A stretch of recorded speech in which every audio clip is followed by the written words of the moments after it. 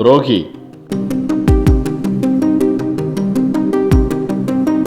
முகமது என்று ஒரு அரசன் இருந்தான்.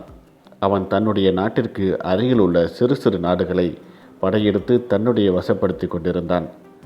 இருந்தாலும் தன்னுடைய நாட்டிற்கு அருகில் உள்ள முஸ்தபா என்ற ஒரு நாட்டு அரசருடன் மிகுந்த நட்புடன் பழகி வந்தான்.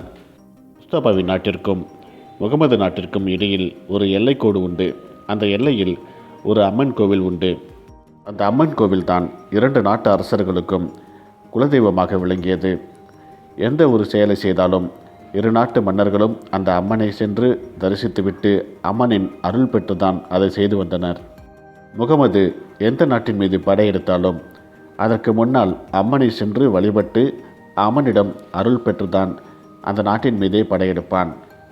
ஆசை யாரை விட்டது என்பதைப் போல அந்த முகமது பல்வேறு நாடுகளின் மீது படையெடுத்து தன்வசமாக்கி கொண்டாலும் பக்கத்தில் இருந்த முஸ்தபாவின் நாட்டையும் பிடிக்க வேண்டும் என்ற எண்ணம் அவனுக்குள் எழுந்தது.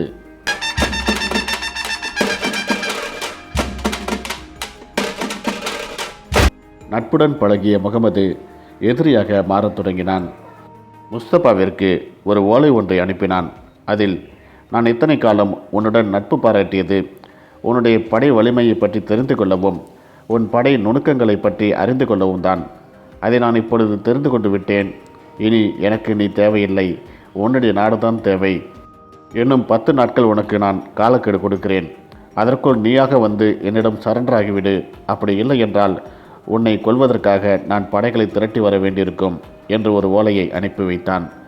அதை பார்த்த அந்த முஸ்தபா கலக்கமுற்று அம்மனிடம் சென்று அருள்வாக்கு பெற்றான்.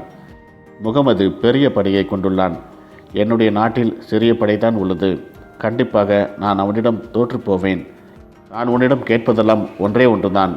என்னுடைய நாட்டு மக்கள் பெரிதும் பாதிக்கப்படாதவாறு நீ பார்த்துக்கொள் என்று அம்மனிடம் அருள்வாக்கு கேட்கின்றான்.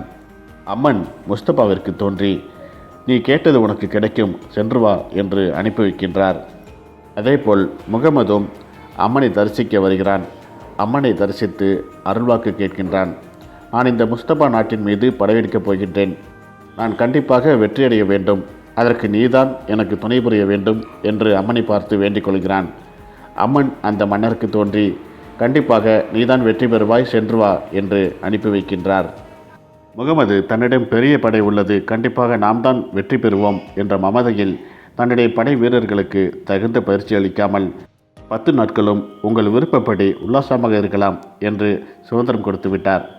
முஸ்தபா தன்னுடைய நாட்டு படை வீரர்களை ஒன்றாக திரட்டி, இன்னும் படையில் சேர யாரெல்லாம் விருப்பமாக இருக்கின்றார்களோ அந்த இளைஞர்களையும் படையில் சேர்த்து கொள்ளுங்கள்.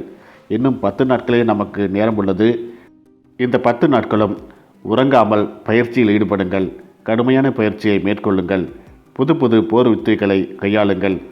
நாம் இந்த போரில் தோற்றுப்போனாலும் பரவாயில்லை, ஆனால் நம்முடைய தோல்வி சரித்திரத்தில் இடம் பிடிக்க வேண்டும். அதற்காக முயற்சி செய்யுங்கள் என்று கூறி 10 நாட்களும் கடுமையான பயிற்சியில் அந்த முஸ்தபாவின் படைகள் ஈடுபட்டார்கள். 10 நாள் முடிந்தவுடன் போர் தொடங்கப்பட்டது. இரு நாட்டு படைகளும் மோதிக்கொண்டன. 10 நாட்களாக பயிற்சி ஏதும் மேற்கொள்ளாததால் முகமதுவின் படைகள் சோர்வாக காணப்பட்டன. முஸ்தபாவின் படைகள் பல்வேறு புது புது யுக்திகளை பயன்படுத்தி தாக்க ஆரம்பித்தார்கள். அவர்களின் தாக்குதலை தாக்குப்பிடிக்க முடியாமல் பின்வாங்க தொடங்கினர் முகமது படைகள். ஒரு கட்டத்தில் முகமது படைகள் சிதறி ஓட ஆரம்பித்தன. இறுதியாக முகமது சிறைப்பிடிக்கப்பட்டான். முகமது மற்றும் படை வீரர்கள் அனைவரையும் கைது செய்து முஸ்தபா தன்னுடைய நாட்டிற்கு அழைத்து சென்றான். அப்படி செல்லுகின்ற வழியில் அம்மன் கோவிலை முகமது கண்டான். முஸ்தபாவிடம் ஒரு வேண்டுகோளை வைத்தான். நான் இந்த அம்மன் கோவிலை தரிசித்து வர எனக்கு அனுமதி வேண்டும் என்று கேட்டான். முஸ்தபா அனுமதி கொடுக்க அம்மன் கோவிலுக்கு சென்ற முகமது அம்மனை பார்த்து, நீ கண்டிப்பாக போரில் வெற்றி பெறுவாய் என்று எனக்கு நீ சொன்னதால் தானே நான் இவன் மீது போர் தொடுத்தேன். இப்பொழுது நான் போரில் தோற்றுப்போய் அனைவருக்கும் முன்னால் கைதியாக நிற்கின்றேன். இப்படிப்பட்ட ஒரு அவல நிலையை எனக்கு எதற்காக கொடுத்தாய் என்று அம்மனை பார்த்து கத்தினான். அம்மன் முகமதுவிற்கு தோன்றி, நீ என்னிடம் நம்பிக்கை கொண்டு என்னிடம் ஒரு விண்ணப்பத்தை வைத்தாய். நானும் நீ போரில் வெற்றி பெறுவாய் என்று கூறினேன். ஆனால் உன் மீதும் உன் படைகள் மீதும் நீ நம்பிக்கை வைக்காமல், உன் படைகளுக்கு சரியான பயிற்சி கொடுக்காமல் அவர்களை 10 நாட்கள் உல்லாசமாக இருக்க வைத்து விட்டாய். தன்னிடம்தான் பெரிய படை உள்ளதே, தாம் தான் வெற்றி பெறுவோம் என்ற எண்ணத்தில் நீ அலட்சியமாக இருந்து விட்டாய். ஆனால் முஸ்தபாவிடம் நான் கூறியது நீ கண்டிப்பாக தோற்றுப்போவாய் என்று கூறினேன். ஆனால் அவன் தன்னுடைய படைகளை 10 நாட்களும் கடுமையான பயிற்சிக்கு உட்படுத்தினான். கடுமையான உழைப்பை கொடுத்தான். அதன் பயனை இப்பொழுது அனுபவிக்கின்றான். நீ முஸ்தபாவிடம் நண்பனாக பழகி பின்னர் துரோகியாக மாறிவிட்டாய்.